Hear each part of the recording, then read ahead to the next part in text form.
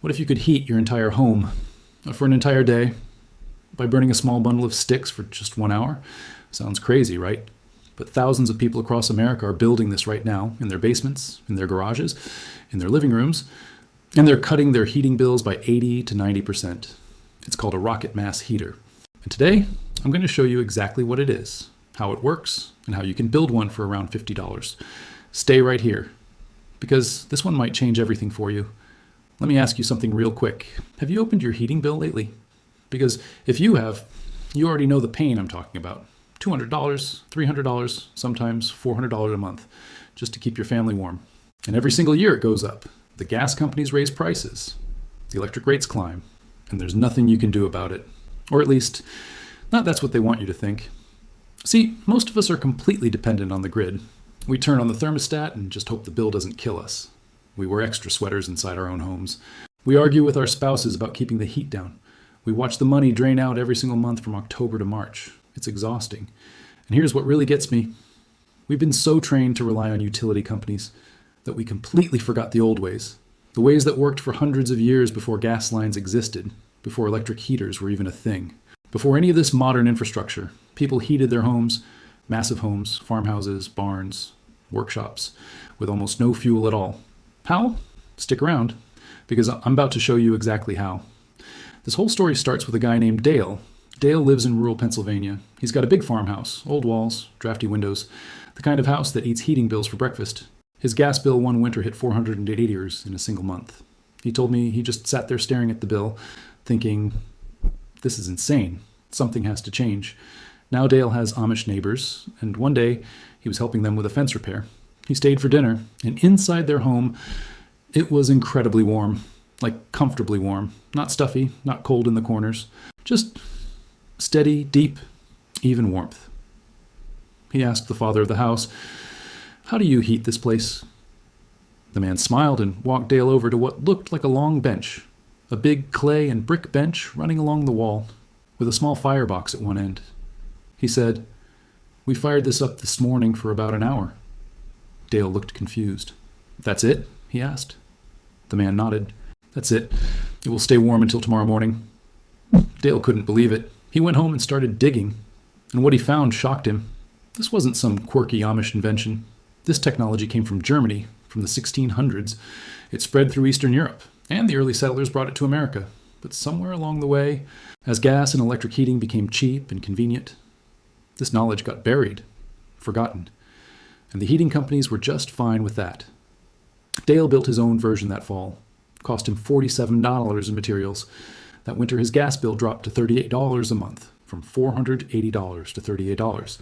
I'll let that sink in. Now, before I explain how this system works, I need to show you why your current heating setup is robbing you blind. Think about a regular wood stove or a fireplace. You light a fire, it burns hot. It feels warm while it's going. But then what happens? The fire dies down, the metal gets cold, the room gets cold, and most of that heat, it went straight up the chimney. I'm not exaggerating. A traditional fireplace loses up to 90% of its heat energy right out the flue, straight into the atmosphere. You're basically paying to heat the sky. And forced air furnaces aren't much better. They heat air. Air is light, air rises, your ceiling gets warm, your floor stays cold. And every time a door opens, that expensive warm air is gone. Same with baseboard heaters, radiant electric panels, even most pellet stoves. They all have the same problem. They produce heat fast and lose it even faster. There's no storage, no thermal mass, no bank account for your heat energy. You're running on empty every day. The rocket mass heater solves this in the most brilliant, simple way possible. And once you understand the science, you'll wonder why nobody told you sooner. All right, let's get into it. The rocket mass heater works on two core principles. Number one, supercharged combustion. Number two, thermal mass storage. Let me break both down simply. First, the combustion. In a normal wood stove, the wood just burns. It burns okay, gets hot, but a lot of that energy is unburned gas and smoke floating away. In a rocket mass heater, the design forces air to feed the fire from below. The wood feeds in horizontally. The flame burns downward and then shoots up through a vertical heat riser. This creates what's called a rocket effect. The airflow becomes incredibly powerful. The burn temperature inside that riser hits 1800 to 2000 degrees Fahrenheit. At that temperature, almost everything burns. There's almost no smoke, almost no wasted fuel, just pure, intense heat energy. You're extracting nearly every single BTU from that wood. That's why it uses 80 to 90% less fuel than a regular stove. You're not wasting anything. Now, here's where it gets really clever. That superheated air doesn't just go up the chimney, it travels through a long horizontal exhaust channel. This channel runs under or through a large thermal mass, usually a bench or a platform built from cob, clay, brick, or stone. As the hot exhaust travels through this channel, the thermal mass absorbs all that heat. Like a giant battery charging up, after your 1 hour burn session, the fire goes out.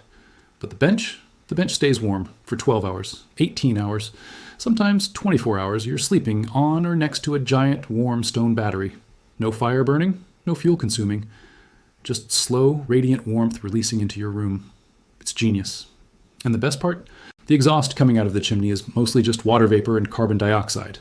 Almost no smoke, almost no creosote buildup. It burns so cleanly that in many states it meets air quality standards better than a regular wood stove. This is not magic, this is physics. Simple, brilliant, ancient physics. Okay, now let's talk money, because this is where it gets really exciting. Here's what you need to build a basic rocket mass heater, and I'm going to give you real prices. Item 1, fire bricks or regular bricks. You need about 50 to 80 standard bricks. Check a Craigslist, check Facebook Marketplace. Salvage yards sell these for 10 to 25 cents each, or sometimes free if someone's demolishing an old fireplace. Budget, $5 to $15. Item 2, a metal barrel or large metal pipe. A 55-gallon steel drum works great. Or a thick steel pipe, 6 to 8 inches in diameter. Scrapyards, farm auctions, old water heaters. Budget, $0 to $10. Item 3, clay, sand, and straw for the cob bench. This is your thermal mass. If you have a yard with decent clay soil, it's basically free. Dig it up. Mix it with sand and straw. If you need to buy it, budget, $5 to $15.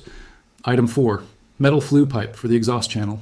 6-inch diameter double wall stovepipe. About 10 to 15 feet total. Hardware store or salvage. Budget, $10 to $20. Item 5, basic tools. Shovel, trowel, level, mixing bucket. Most people already have these. Budget, $0. Total cost, $20 to $50. That's it. You're building a heating system that will last 20 to 30 years for the cost of a couple of takeout dinners. Let me just say that again.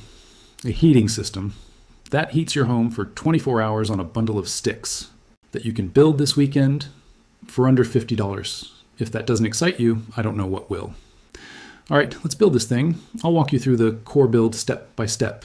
You can do a simple indoor version or a full bench version. I'll describe the full bench version because that's what gives you the 24-hour heat storage. Step 1, choose your location. Pick a spot along an interior wall. Interior walls hold heat better than exterior walls. The bench will run along this wall. You'll need floor clearance. If you're on a wood floor, lay down a fireproof base layer of bricks or tiles first. Leave at least 18 inches of clearance from any wall you're building against. Step 2, build the feed chamber and J-tube. This is the heart of the system. Stack your bricks into a J shape. The short side of the J is where you feed your wood in horizontally. This is called the feed tube. The long side of the J goes vertical. This is the heat riser.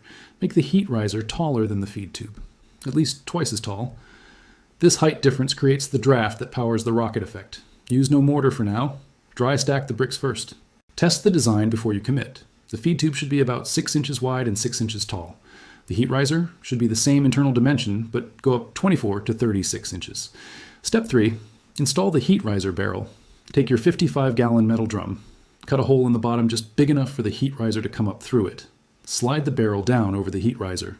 The barrel sits directly on or just around the top of the J-tube structure. The gap between the heat riser top and the barrel top creates a powerful suction effect. Hot gas rises up the riser, hits the barrel top, comes down around the outside of the riser, inside the barrel, and then exits through an exhaust port at the bottom side of the barrel.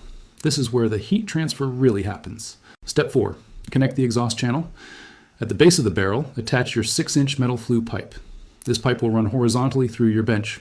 Horizontal, not angled up. The heat needs time to transfer to the mass. Run this pipe 8 to 12 feet through the length of the bench. Then angle it up at the end and out through the wall or ceiling as your chimney exit. The chimney exit point should be lower than the top of the heat riser. This is critical. It keeps the draft working in the right direction. Step 5, build the cob bench. Now you build the thermal mass around and over the exhaust channel pipe. Mix your cob, 3 parts clay soil, 2 parts sand, 1 part chopped straw. Add water slowly until it's like thick cookie dough. Pack it around and over the exhaust pipe. Build up the bench shape, typically 18 inches high, 24 inches wide. Make it as long as your exhaust channel run. Pack the cob in layers. Let each layer dry before adding the next. This takes a few days. Don't rush the step. The cob needs to be dense and solid. Cracks are normal as it dries. Just fill them back in with fresh cob. Once dry, you can finish the surface with a fine clay plaster for a smooth look. Step 6. Initial burn and test. Do your first burn outside if possible, or with windows open. The cob will release steam and smell as it cures. This is normal. Feed small dry sticks into the feed tube. Light them with a bit of paper at the base of the heat riser. You should hear a whooshing sound. That's the rocket effect. That sound means it's working. Let it burn for 20 to 30 minutes. Check for any smoke leaks in your brick joints or cob. Seal any leaks with fresh cob mix. After a few test burns, the bench will start to cure fully, and then you're ready for real operation. Okay, so what happens after you build this thing and start using it for real? Let me tell you what users across the country are reporting. And these are real people in online builder communities and homesteading groups. Most people do 1 burn per day, sometimes 2 burns in the coldest weather. Each burn lasts 45 to 90 minutes using small, dry wood. Branches, sticks, wood scraps, pallets, small stuff that most people throw away. And after that burn, the bench radiates heat for the rest of the day and into the night. You're sleeping next to something that feels like a warm stone. Gentle, steady, even. Not the dry, hot blast from a forced air furnace. Not the on and off cycling that leaves you cold every 2 hours. Just constant, comfortable warmth. People report their indoor temperature staying above 68 to 72 degrees. And freezing outdoor temperatures without touching the heater again until the next morning. One builder in Minnesota posted that he heats his 200 square foot cabin all winter. With wood, he collects from his property for free. 0 heating bill. A woman in Vermont said she went from spending $600 a month on oil heating to spending practically nothing. She collects fallen branches after windstorms. She buys nothing. Another builder in Tennessee said the biggest shock was how little wood it takes. He said 1 armful of sticks, what he called a dog walk bundle, burns for a full hour and heats his home all day. That's it. 1 armful. Now let's talk about the other benefits that most people don't mention up front. Benefit 1, air quality. Because the combustion is so complete, there's almost no particulate smoke coming out, no creosote buildup in your chimney, less chimney cleaning, less fire risk. Benefit 2, no power dependency. The system needs 0 electricity, 0 gas, 0 propane. If the grid goes down in a storm, your rocket mass heater doesn't even notice. Your family stays warm while your neighbors are calling the utility company. Benefit 3, durability. There are rocket mass heaters in Europe that are over 100 years old. Still being used, still working perfectly.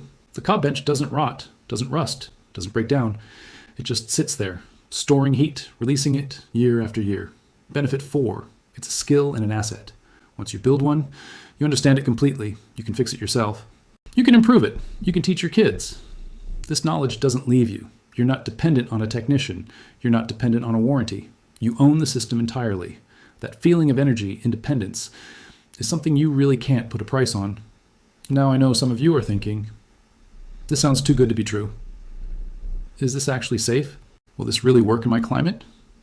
Fair questions. Let me answer them directly. Is it safe? Yes, when built correctly. The exhaust gases exit through a sealed flue just like any wood stove. You need a carbon monoxide detector. Always.